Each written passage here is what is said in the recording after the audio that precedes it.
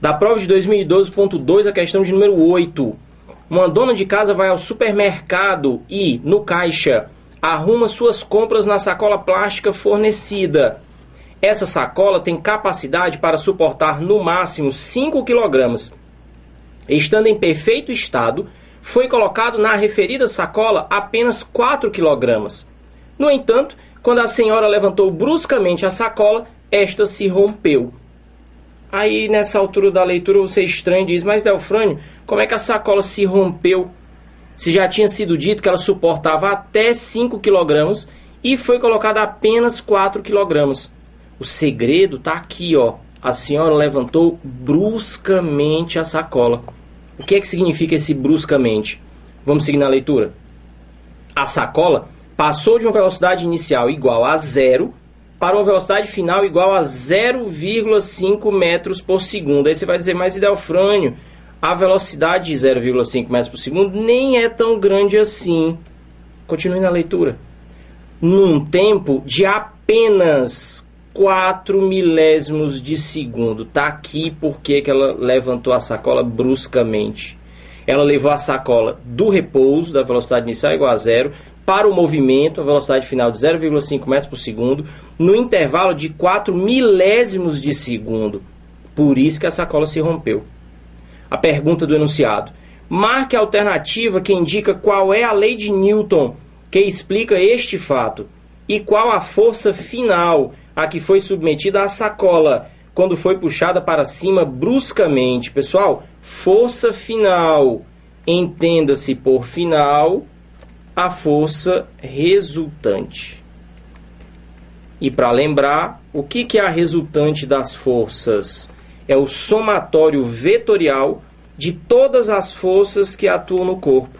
No caso da sacola, nós temos a força peso, vertical e para baixo, e a força de tração que foi exercida para levar a sacola para cima.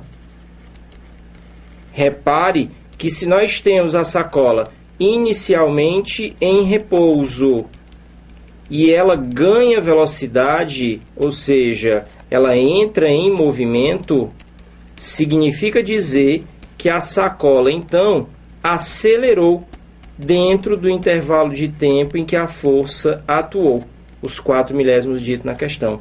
Nós tínhamos uma velocidade final diferente da inicial, o que me garante uma variação da velocidade. E todos sabem, variação da velocidade num certo intervalo de tempo significa aceleração. E mais ainda, na segunda lei de Newton, para que haja aceleração de uma massa, é necessário que haja uma resultante de forças. Logo, atuando a força de tração para cima e a força peso para baixo, a tração supera o peso, gerando uma força resultante. Essa é a força final que ele pediu para que a gente calculasse. Observe que nós temos todos os dados necessários. A força resultante, chamada aqui de força final, depende da massa que foi colocada na sacola. Aqui não faça confusão. Não é 5 kg, são os 4 kg que foi posto na sacola. 5 kg é o máximo que ele suportaria. Quanto à variação da velocidade, quanto à aceleração, nós temos uma velocidade final 0,5 metros por segundo e uma velocidade inicial 0.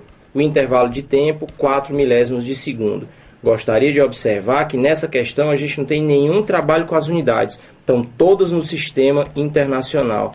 Então 0,5 sobre 0,004 segundos. Tudo isso no sistema internacional.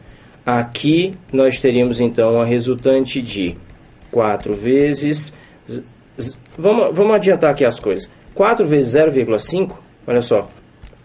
4 vezes 0,5, aqui a gente vai ter 2.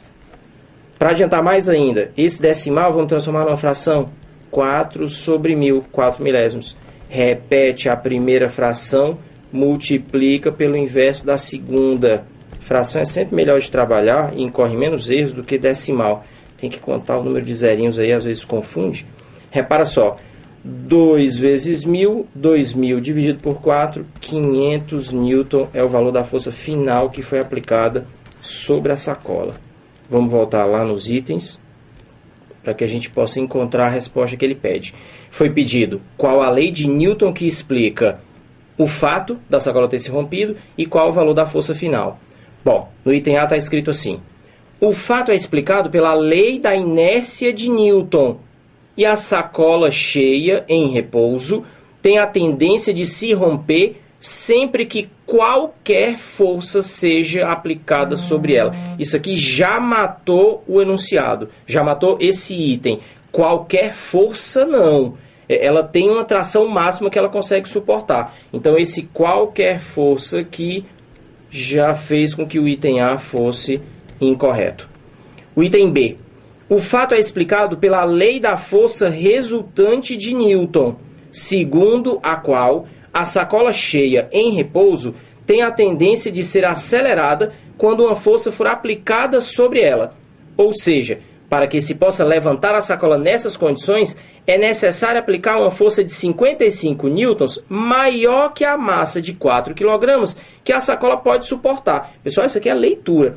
A massa de 4 kg é o máximo que a sacola pode suportar? Foi dito no texto que o máximo é de 5. O item B aqui também está falso.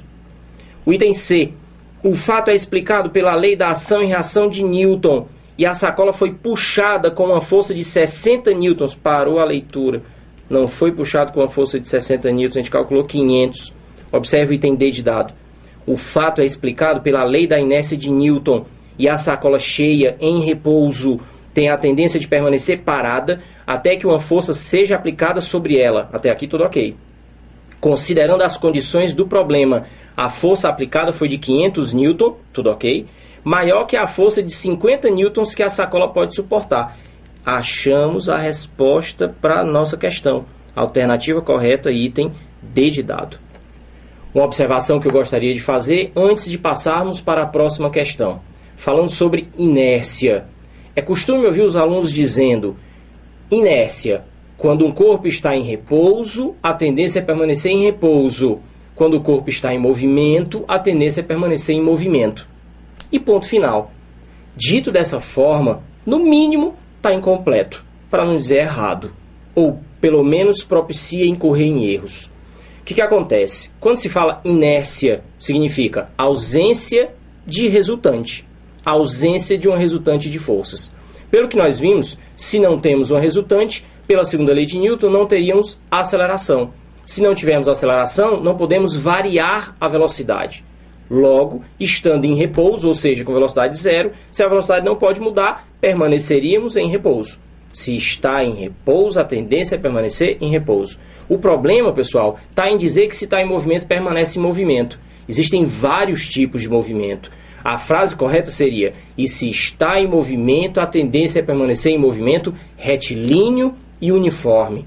Retilíneo significa que não muda a direção do vetor velocidade. Uniforme significa que a velocidade não aumenta e não diminui. Em outras palavras, o movimento retilíneo uniforme é aquele que a velocidade não muda de jeito nenhum, nem em valor, nem em direção. Logo, o movimento retilíneo uniforme é aquele que não tem aceleração. Logo, o movimento retilíneo uniforme é aquele que não está sob a ação de uma força resultante. Logo, o movimento retilíneo uniforme é o movimento inercial. Então, a frase correta seria: se inércia, se o corpo está em repouso, a tendência é permanecer em repouso. E se está em movimento, a tendência é permanecer em movimento retilíneo e uniforme. Ok?